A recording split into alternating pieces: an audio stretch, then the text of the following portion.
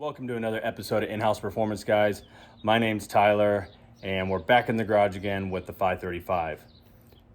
And the engine is out again, but there's a big turbo down there. Yeah, we pulled the engine. If you haven't seen my previous episodes, we had the Pure 750 pushing some serious power, and we lifted the head. So we pulled the motor out because I wanted to just go over a few things, and we ended up upgrading the head studs to the ARP 625s, and we opened all of them up to 11 millimeters. And then we also did the Epoxy Close Deck. I know a handful of people that have done it. It's mostly popular in the Honda world, but we went ahead and purchased the epoxy from one of the big Honda guys on eBay, and we put it in the N55. And so I'm going to show you guys how we did that whole process. Everything from, filling the motor up with salt, pouring the epoxy, getting it all out, and drilling out all the holes based on the head gasket pattern. So stick around. We got a cool episode coming up.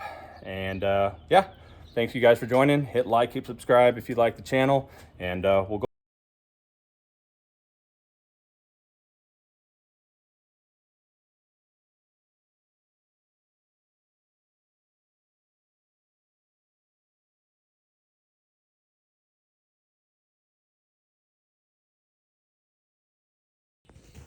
All right, so I replaced the oil pan gasket, went over some things down there, made sure everything looked good.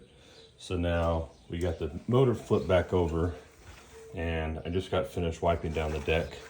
So what I'm gonna do now is I'm going to tape the deck and then cut out these ports with a razor blade, and then we'll start filling it with sugar. And then once we get it filled with sugar, I'll show you guys the rest of the process from there. All right, so now we got the top of the deck taped. What we gotta do is, as you can see here, we'll cut with the razor blade, and we'll start cutting around these ports. So what we'll do is we'll find where this bore starts here. Double layered right there. And then we'll go ahead and just press the razor blade against the bore. And then that's how we'll slowly start cutting all these out. All right, so we got the block all taped up. I started with the razor blade with a handle on it, and I realized it wasn't ideal for what I was trying to do here. So I went to just regular pack of razor blades. The hardest part, and I'm still trying to decide if I want to, is whether I want to fill these up as well.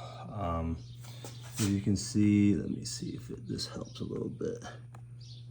Yeah, so it's a pretty shallow area in between the cylinders, but it is known for cracking. I don't really think the epoxy closed deck will prevent it from cracking, but I cut them out just in case I decided to do it. So this is what it looks like now. I'm gonna fill it with salt. They give you the option to fill it up with salt or sugar. Personally, I'm gonna use salt just because I know how sugar sometimes reacts to certain things, and it gets sticky and it could cause problems. So I'm just gonna do that. All right, so now we're gonna start adding some salt to the engine block.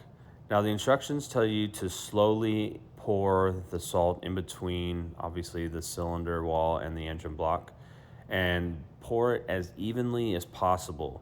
So I started at the front of the block and worked my way towards the back of the block. As you can see here, I'm making a little bit of a mess, but we'll clean that up later. And we just slowly pour, and you're supposed to do in layers. So I started the front, worked my way back, and now I'm gonna work my way back towards the front to make sure that I don't overfill, because obviously if we overfill, it's kind of a pain in the butt to get it out in little portions. It would be easy to just suck it all out with a vacuum, but you kind of have to start all over again. So we're trying not to overfill and get this right the first time. So once we get this done, we will clean this up right here, and then I will show you guys a tool I use to make sure that the salt is evenly distributed.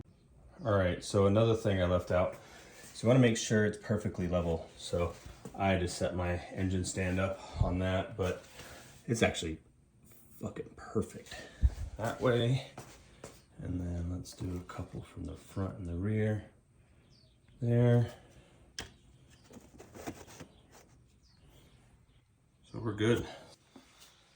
So that's perfectly level. So then that way, when we pour the epoxy in, it doesn't drain to one side or the other. So now what I've been doing is taking my bolt and running it inside here, as you can see. And then as it's moving some of the salt around, we're getting an even distribution of the salt. So like right here, there's a buildup, so we'll move that salt around a little bit, and then we'll go from there. Okay, real simple. I mixed it in a red Solo cup, mixed it for about a couple minutes, made sure it was really thoroughly done, and then you just pour it real evenly, and you do it in layers. So I didn't fill it up all the way right off the bat. I started, went all the way down, and then made my way all the way back. So I feel like this is actually pretty good, and it was real easy to pour with the Solo cup. Wasn't very difficult and came out real smoothly. Just got to pour real slow. But I'm feeling like I like this so far. So I'm gonna go ahead and let this side set. You gotta wait 30 minutes and then they want you to pull the tape. So I'll pull this half of the cylinder tape and then let it cure overnight for 8 hours. And then tomorrow after work, I'll come over here and drill the holes out. And then I'm gonna put a single piece of tape over this so we don't get any debris in here. And then I'll go ahead and drill these out per what the head gasket pattern shows. And then we'll try to vacuum it out and hopefully it works out. All right, so we're back in the garage and I went ahead and did the epoxy close deck on the other side. So what I ended up doing was I drilled these holes out per where I'm supposed to for the openings on the head gasket. So I went ahead and drilled all these out. And I tried to vacuum it out from a couple of the ports and just the hole's not big enough. But what I realized on this side is that I'm gonna have to drill this area out with a larger, much larger drill bit. Obviously this is where the coolant is fed into the head to the Mickey Mouse port. So I'm gonna drill an extra big hole here before I drill out the rest of these holes. And I should be able to put the shot back on there and pull out all that salt. We can probably inject some water underneath once I do that and we get most of the salt out and let it dissolve and then shot vac it out again. So I think we'll be okay. I think I got it figured out. So we went ahead and did the other side. Like I said, I'll drill this hole out first. Once it is fully cured, we'll pull it out. I'll inject some water in there, we'll vacuum that out, and then I'll drill the rest of these holes and we'll be all done. And then next thing we'll have to go to is we're gonna open up these 9mm to 11mm for the head studs. So we got these ones in the back that are 9 and these ones in the front that are 9. And we're gonna go ahead and open these up to 11. So I took my cylinder head over to my buddy's shop and we were setting up the cylinder head on the mill. And I got some custom drill bits that were actually long drill bits so that we could drill from the top side of the cylinder head to make things a little bit easier for us. But after we did some tests and we looked at the drill bits, we realized that there was an extremely bad runout towards the tip of the drill bit. And I purchased 2 separate drill bits from 2 separate manufacturers and they both had an extremely bad runout on the end, which made the drill bit look like it was not perfectly straight. So we ended up flipping the cylinder head over and doing everything from the bottom side. So we had to build a custom jig to get it all set up and held down on the mill. So this is fast forwarding to us getting that part done. All right, so once we got the head flipped back over, as you can see, most of these holes for the dowels that go to the engine are already drilled out to 12mm. So you're not gonna have too much of a difficult time centering out the drill for the head. Now, this is the only bolt that is actually, or the only stud size that is actually still a 9mm on the head all the way through. So that'll be the only one that'll probably have a little bit more difficulty. The rest of them, it's just a matter of drilling out this insert and following it all the way through. so drilling out the head shouldn't be too difficult. We'll just have to do this, and then I will move on to the engine block. All right, so before we drill this hole, we want to see how on we are with that versus the deck. So 2.6, 2.6. So I know my jig is level, so we're good. So now, once we've checked that, we're gonna set that mag drill on there, and then we're gonna line up the hole. All right, now the first hole we have to drill is the countersunk hole. You first have to drill a larger hole than what you're gonna tap, obviously, for the countersunk, because the stud has to fit down into the hole. So we're using a 15/32. This one is actually pre-countersunk because of, let me back the drill bit out, because this is one that has dowels. So this kind of helps a little bit, but what I do, let me see if I can zoom out here. So what I do is I try to align and center based on the bit on the face on both sides. So here I feel like I got pretty close, and then we'll rotate it, rotate the drill, and then we'll line up the marks between the other face and that face, and we'll try to get it as close as possible. This hole is not as critical as your initial holes that you drill for your threads. Now the good thing is that initially this hole is a 9mm hole, or a 9mm stud with about a 9.7mm countersunk hole.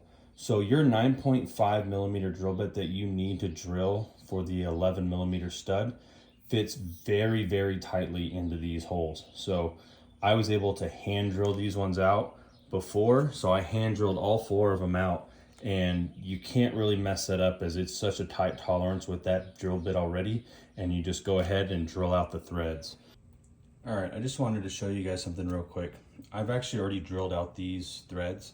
I wanted to show you with this 9.5 on my DeWalt. This top one, as you can see, it's already super snug. So like there's very little wiggle room. So if you feed that down into that, once you drill it, you shouldn't mess that up at all. That bit fits perfectly in that countersunk hole. So now we're gonna set up my jig again with the mag drill, and we're gonna drill these out with the 15/32, and then we will tap them, and like this side, we'll be all done. On this side, as you can see, I made a custom dowel for this, for the 11mm stud. I went with a 1/2" drill, and just enough to open that hole up to where I could drop that dowel in there, and it fits snug, but it is looking good. So everything looks straight, everything is looking good. They're all going to the correct depths, within like 1/2 millimeter of each one, so everything looks to be good. Okay, so another point I wanted to touch on here. So I talked to somebody that was known for actually doing these head studs on the N55. They actually do the closed deck, and they do head studs for customers. I talked to them, and we went over what kind of taps to use. Now, there's a variety of taps, obviously, that you can buy online, buy on Amazon, anywhere, and they tend to be somewhat cheap taps. There's 2 different types of taps that you're gonna need to get. One is a taper tap, which you can see here is tapered towards the end and starts to work towards the actual full thread. So this is what you want to start with. This helps you get a nice even drop down into the bolt, to the hole, and then you go from there. But when you get towards the bottom, you don't have enough area down here where it's seated the threads fully, so you have to go to a bottom tap. Let me see if I can get this. Let's zoom out. So you got to get a bottom tap. And with a bottom tap, as you can see, there's no taper on the end. So like it's stated, it taps the full size of the thread all the way to the bottom of the hole. So these are 2 taps that you're gonna need to get. And now on top of that, what you're gonna end up needing to do is you're gonna need to get a tight tolerance tap. So these taps are both D3 taps. Now the D is the amount of tolerance that each tap has, and D3 is a pretty tight tolerance. Some of the normal ones that you see online are D5s and D6s, and these ones are gonna not allow you to have as tight of a tolerance as you need for these head studs, because we're really relying on the grip of the head stud to keep the head well seated to the block. So in talking to him, he emphasized to make sure I get D3 taps and then get a taper tap and a bottom tap. Now with these holes, now that I've drilled these out, I've actually already opened this one up for the dowel, but before you open up the dowel, when you start this, I would recommend getting, if you can get a quarter extension and turn it down on the lathe to the exact size as this hole is going to be. That way, when you drop the tap into the hole, you're gonna go ahead and then place this on top of the tap. And once you get it down there and you have it perfectly seated, it will actually not allow you. So I already had to start this one, but once you get it down there and you start going, as you see, it's feeding into the hole and there's almost no, this one I did with a grinder, so, but this, the tolerance is really, really tight as it is. You can get this tap started without like having too much play on the tap. So you'll more than likely tap it straight.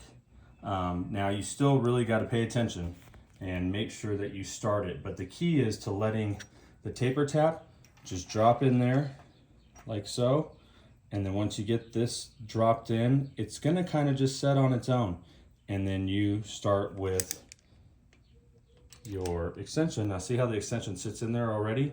So now you don't have a whole lot of room to make a mistake. And so what you just want to do is, I would recommend doing it with both hands. I'm not going to start this one with one hand.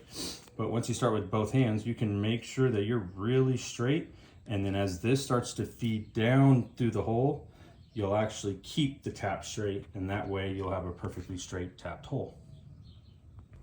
Now, if you have your engine on an engine stand, I recommend turning it upside down once you're done drilling and tapping all the holes. And then you'll go ahead and take a air hose and blow out the holes as best you can upside down. Sometimes you just have to tap the engine stand and the vibration enough will free most of it. As you can see, all of it came out, and then I used some compressed air, blew out the rest. So now we'll go ahead and turn it around and get everything threaded back together. Well, we walked in, put the head on, and it laid on perfect. Didn't bind up, didn't have any issues, so head studs are on perfectly. Looks like everything's good. So we will start reassembling tomorrow. Very excited for this. Next will be the turbo manifold. Now that we got that back on, I can start building that manifold up. All right, for the next steps, we've already put all the washers on, and I put some of this lube on there. This is the recommended assembly lube from ARP. So I've been putting, you make sure you want to put it not only on the threads, but on the surface of the bolt or the nut. So we put some real, I did a good amount. So some will go on the threads and then some are on the surface. So what I've been doing is I have a pretty strong magnet at the end of this flashlight. So I've been just putting that there. This stuff gets everywhere. So I've been putting it on the end of this. And then as you see, it's down here. Now this magnet is strong enough to where I can actually get it on there and it will spin a few threads for me. And then I just pull it out and then go ahead and use my tool and just hand tighten it right now. So we're gonna hand tighten it here. So you can see some of the lube went through the threads. So we know we got some on the threads, we got some on the surface. So you're gonna do that to all of them. And then once you get that done, there's obviously, you can look it up. I'll actually post a picture here of what numbers you should go first. I think it's like 1, 2, and then you go from there. You've seen it in my previous videos. Now with the ARP Head Studs, you actually have 3 torque settings. So these are not torque to yield like your normal head bolts. Your head bolts have a torque and then a degree, which allows the bolt to slightly stretch or elongate to its firmest point. Here, these are not gonna stretch. Therefore, there's 3 steps to tightening these. I believe the first step is you'll go to 30 foot-pounds, and then you'll go to 60 foot-pounds, torque them to 90. Then come back and check them again after 8 hours, and then just recheck the 90, and you're good to go. So we're gonna start with the 30 and 60 today, and then I will come back and do the 90 or 95, and then we'll confirm everything's good and start putting this thing back together. All right, so we just got finished torquing everything to 95 foot-pounds. We got all of the cylinder head put back together for the most part. I just finished doing the timing. Now, something that's been brought up by a lot of people on the forums is doing time certs. Now, the gentleman I talked to that walked me through how they're actually doing the head stud says that he does not recommend doing time certs. He's been able to effectively and correctly do the 11mm upgrade without doing time certs.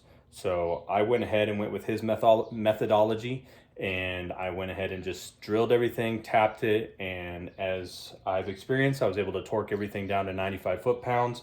I didn't have anything strip, I didn't have anything twist, so it appears that that is a really good way and an effective way to do your head studs. So I would recommend not using time certs and just drilling out the block, tapping it correctly, and doing it that way.